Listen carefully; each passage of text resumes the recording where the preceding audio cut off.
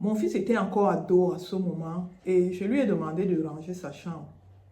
D'abord, il a pris tout son temps. Il a d'abord boudé, gueulé, grommelé. Enfin, il s'est levé, il a pris tout son temps, il a commencé à travailler, il a rangé la chambre. Mais je t'assure que la chambre rangée là, peut-être qu'elle était même pire que quand elle n'était pas rangée. Tu vois un peu le genre de chambre, c'est comme si les gens se seulement bagarré là-dedans. Tout était partout. Tu te demandes, mais où est le rangement ici? Quel rangement il a fait là? Tu sais ce que j'ai fait? Je n'ai pas voulu bavarder. Je n'avais pas la force ce jour-là. Je suis moi-même allée, j'ai rangé carrément la chambre et je suis restée tranquille. Qu'est-ce qui s'est passé? Est-ce que tu te reconnais dans cette scène? Beaucoup de mamans font ça. Parce que bavarder, ça te perd le temps, ça te fatigue. Le temps de bavarder, là, toi-même, tu aurais déjà fait ça une fois et puis tu serais passé. Mais en réalité, lorsque tu fais ça, tu n'aides pas ton ado. Tu ne l'aides pas. Apprends à le laisser faire par lui-même. Apprends à le laisser se tromper.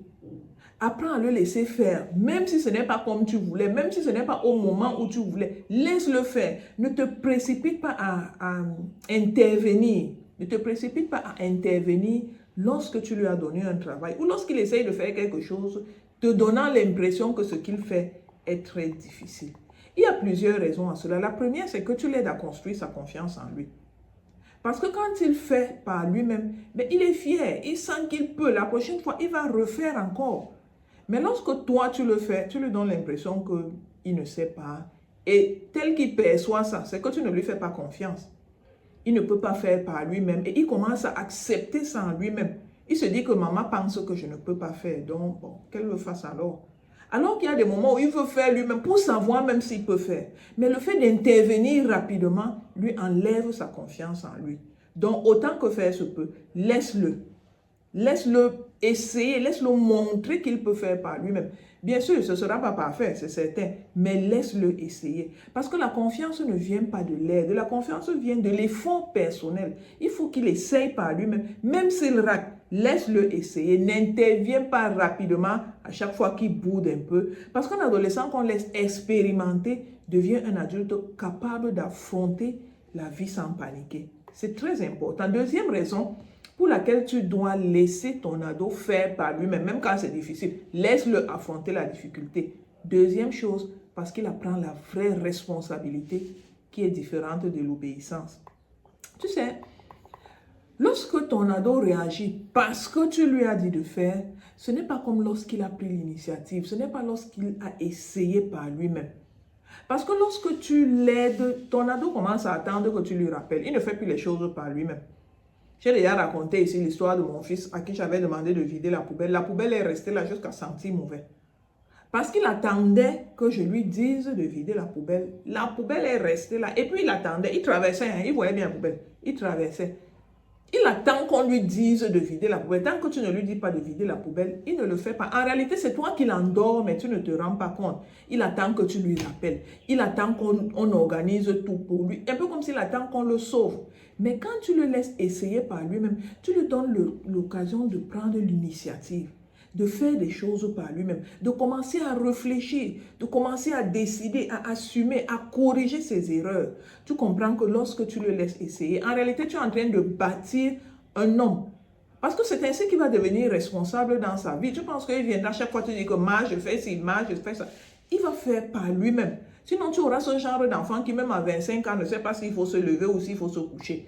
C'est très important. Il faut absolument le laisser faire, mais ça demande ta capacité à accepter que les choses ne soient pas faites comme toi-même tu aurais fait. Une autre raison, c'est parce que la difficulté, c'est une école de la vie. C'est une école de la force intérieure. Quand tu veux naturellement protéger ton enfant, en fait, tu n'es pas en train de le socialiser. Lorsqu'il va aller au travail, lorsqu'il sera grand, est-ce que tu seras encore là-bas? Lorsque tu le laisses faire, lorsque tu le laisses essayer, tu lui apprends la persévérance. Tu lui apprends même la tolérance à l'échec. Tu lui apprends la capacité à gérer la frustration. Tu lui apprends le courage d'aller jusqu'au bout. Et c'est des choses qu'il va apprendre soit dans la vie, soit à la maison. Sauf que la vie, elle donne des coups durs.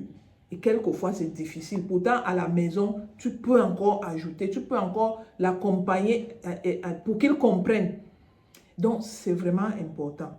Pour résumer ce que j'ai dit, Si tu veux que ton enfant soit un adulte épanoui, qui prend des initiatives, qui pourra te seconder, plus tard même t'aider, laisse-le faire, laisse-le essayer. Accepte que ce ne soit pas bien fait. Ne cours pas pour venir arranger, laisse ça comme ça et demande-lui à lui d'aller arranger si tu penses que ça n'a pas été bien fait.